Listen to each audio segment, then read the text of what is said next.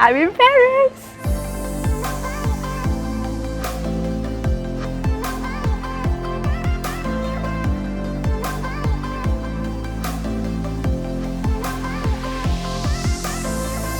But there's another side of Paris we don't see on TV.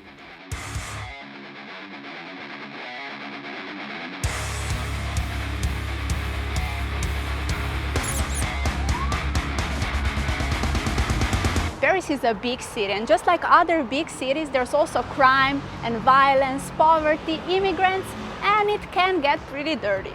And this can be actually pretty shocking. Some people are experiencing real cultural shock, and it's called Paris syndrome.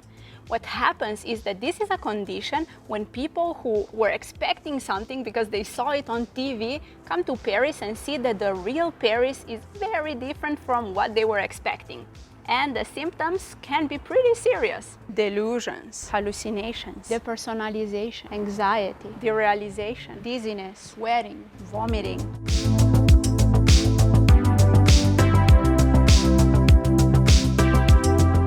My first point is that there's a lot of tourists. Like 4 years ago when I visited Paris for the first time, we went to Versailles, and the quantity of people there in August was like 2 hours waiting to get our tickets.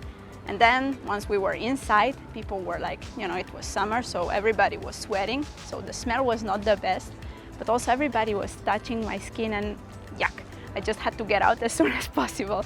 And well, yearly in 2018, 18 million people visited Paris, and that's really a lot of tourists.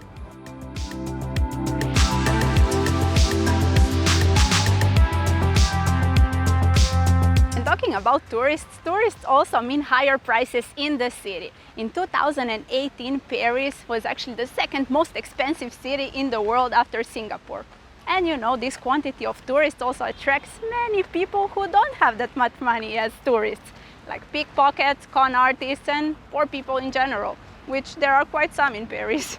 Now, talking about the people of Paris, well, Parisians are not exactly the most friendly people you can meet, which all France kind of knows about that, and everybody else too. And they're not really fluent in English, so you might have a problem asking them for direction.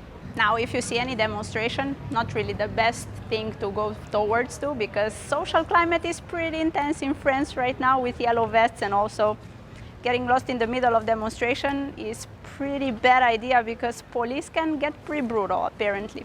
And last but not least, yes, Paris is an extremely romantic city, but if your relationship is already struggling before you come here, don't expect Paris to fix your problems. Shitty relationship in Paris will be just as shitty as it was at home.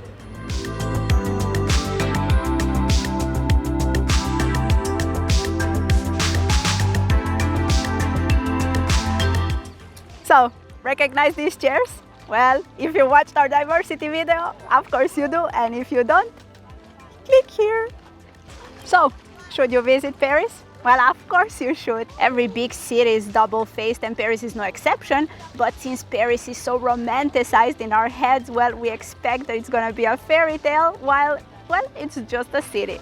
But it's really a great city. I've been here 4 times, and I can tell you it's not my last time here, because, it's still Paris. It's amazing. Every single street looks amazing. Okay, not every single one, but, the majority of them.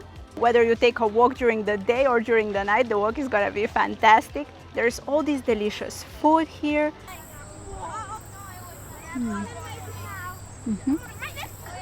And a beautiful language, which if you can speak, you can basically, everybody's gonna be willing to help you. While if you speak English, not everybody speaks it, like I already mentioned. And well, you can also